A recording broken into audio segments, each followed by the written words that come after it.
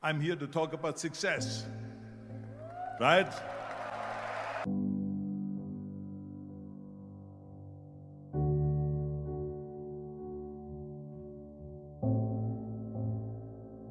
The first rule of success is to have a vision.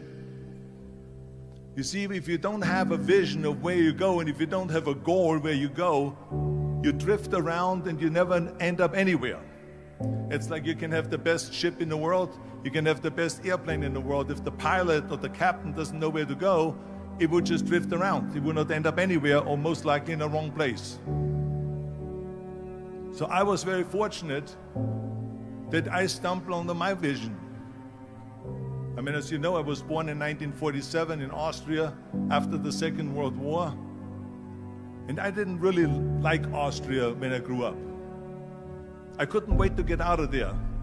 I couldn't see myself becoming a farmer or a worker in a factory or anything like that, even though my parents wanted me to stay there and have a normal life. My father wanted me to become a police officer like he was. My mother wanted me just to stay there and marry a girl with the name of Heidi, hopefully, and have a bunch of kids and run around like the Van Trapp family in The Sound of Music. But that was their vision, not mine. My vision was totally different. I felt that I was born for something special, for something unique, for something big. You know how great it felt that I knew where I was going? Imagine the majority of people don't know where they're going. When you have a goal, when you have a vision, everything becomes easy. Because remember that in America, for instance, when you study, you will see the percentage of people that like their jobs. 74% hate their job in America. Now, there is not much different when you come to Europe. The majority of people don't like what they're doing because they're really not doing it because they didn't have a goal and they followed this goal. They just aimlessly drift around, and then all of a sudden there's a job opening, so they get that job because you have to work. But then when you work, it's a chore. It's work. It's not fun. So if you think about, only a quarter of the people really enjoy what they're doing in life. That is unbelievable if you think about it. So I felt so blessed that I knew what I was doing. It's like a medical student that studies and knows he wants to become a doctor. You know where to go. So I knew where to go. So people always ask me, when they saw me in the gym in the pumping iron days, they say, why is it that you're working out so hard? 5 hours a day, 6 hours a day, and you have always a smile on your face. The others are working out just as hard as you do, and they look sour in the face. Why is that? And I told people all the time, I said, because to me, I'm shooting for a goal. In front of me is the Mr. Universe title. So every rep that I do gets me closer to accomplishing that goal, to make this goal, this vision turn into reality. Every single set that I do, every repetition, every weight that I lift will get me a step closer to turn this goal into reality. So I couldn't wait to do another 500-pound squat. I couldn't wait to do another 500-pound bench press. I couldn't wait to do another 2,000 reps of sit-ups. I couldn't wait for the next exercise, for the next half hour of posing and all the kind of things that you have to do to be a champion. And with the age of 20, I went to London and I won the Mr. Universe contest as the youngest Mr. Universe ever. And it was because I had a goal. So let me tell you something, visualizing your goal and going after it makes it fun. You got to have a purpose no matter what you do in life. You got to have a purpose. So that's rule number one, have a vision. Rule number two is, don't listen to the naysayers. Don't listen to the naysayers.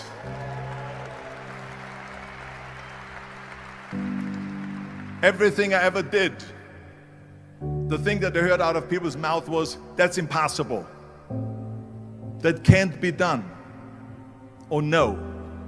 So whenever someone said to me, it can't be done, I heard it can be done. When they said no, I heard yes. And when they said it's impossible, I heard it is possible. I'm a strong believer of what Nelson Mandela said, that everything is always impossible until someone does it. Well, I'm going to be the one, I said to myself, I'm going to do it and I'm going to show it to them. Maybe it has never been done before. That's perfectly fine with me. But I'm going to do it. And I did not listen to the naysayers. The next thing, the third point that I'm going to make to you is, before we sit down with Jürgen and talk about the rest of the three, is work your ass off. There is no magic pill. There is no magic out there. You cannot get around. You have to work and work and work. And it drives me crazy when people say that they don't have enough time to go to the gym for 45 minutes a day and work out, or to do something for 45 minutes to an hour a day to improve, if it is physically improve or if it is mentally to improve. Imagine you read 1 hour a day about history. How much you will learn after 365 hours in 1 year. Think about if you study about the history of musicians, of composers, how much you would know. Imagine if you would work on a business, on some business that you want to develop every day for an hour. Imagine how further along you will go and get. So it drives me nuts because we have, when people say we don't have the time, we have 24 hours a day. We sleep 6 hours a day. So that gives you still 18 hours. Now there's someone shaking their head out here in front. They say probably, I don't sleep 6 hours, I sleep 8 hours, right? Or just sleep faster.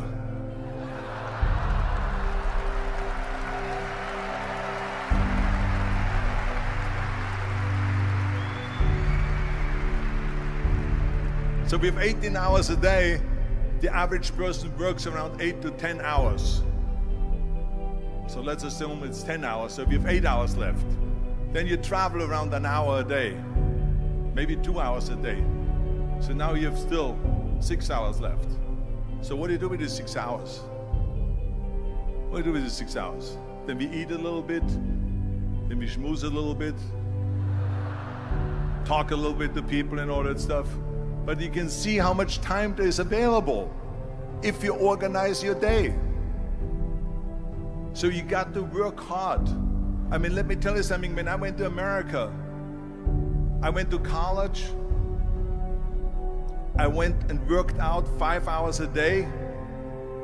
And I was working on construction.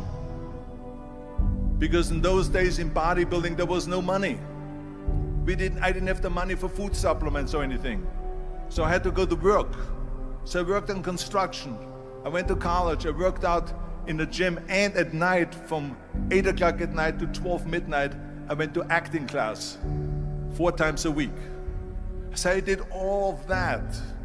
There was not one single minute that I wasted. I became very friendly with Muhammad Ali in the 70s.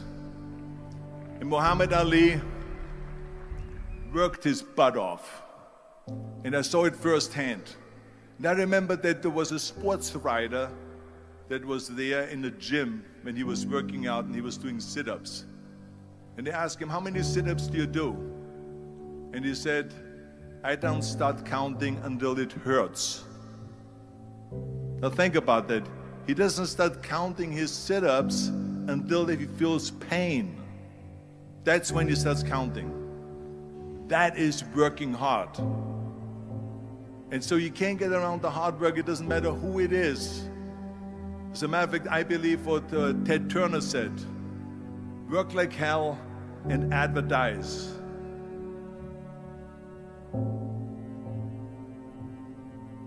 You get it?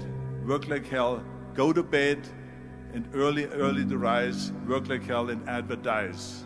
So you work your ass off, and then you let the world know about your work. That's what it is all about. Let people know. If you have a company, if you have a movie, if you do sports, work your ass off, but then advertise and let everyone know.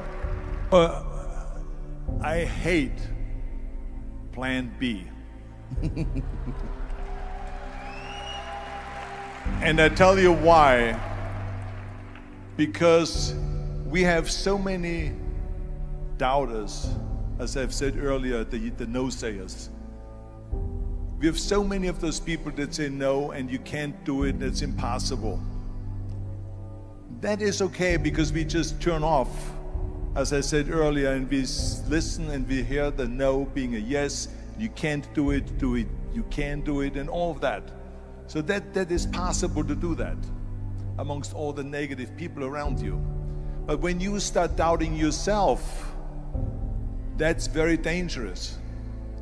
Because now what you're basically saying is that if my plan doesn't work, I have a fallback plan, I have a plan B. And that means that you start thinking about plan B, and every thought that you put into plan B, you're taking away now that thought and that energy from plan A.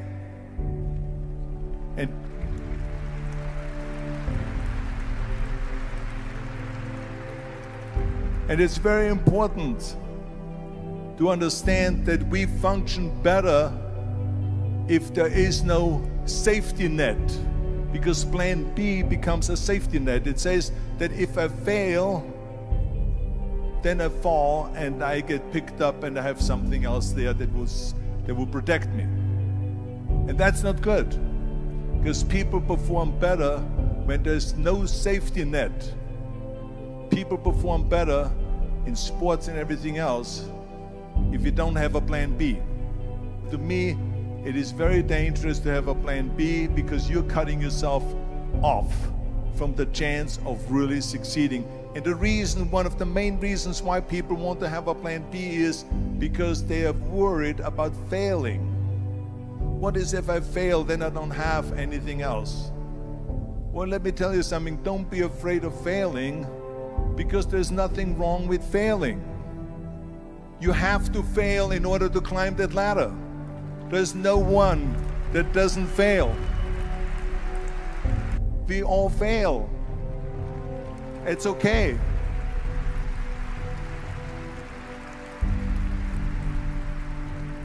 What is not okay is that when you fail, you stay down.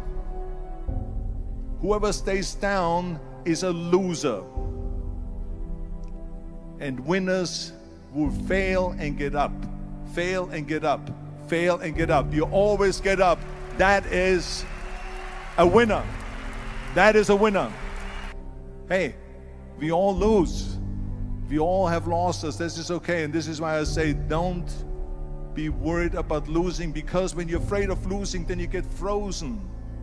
You get stiff. You're not relaxed. You got to be, in order to perform well in anything, if it's in boxing or if it is on your job or with your thinking, is only happening when you relax. So relax. It's okay to fail. Let's just go all out and give it everything that you got. That's what it is all about. So don't be afraid to fail. This is one of my 6 rules to success. You can only feel complete as a person if you think about what can you do for your fellow member around you that maybe needs help. I felt like that. Everyone has a different motivation why you get into that.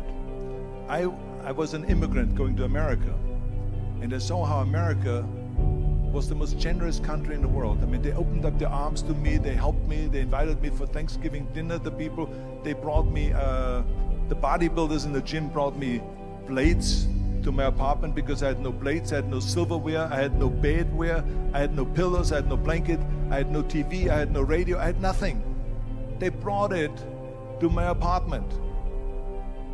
They helped me. And I saw that firsthand, this generosity in America. And I said to myself, as an immigrant that is being embraced with open arms, that I need to go and make sure that I give something back.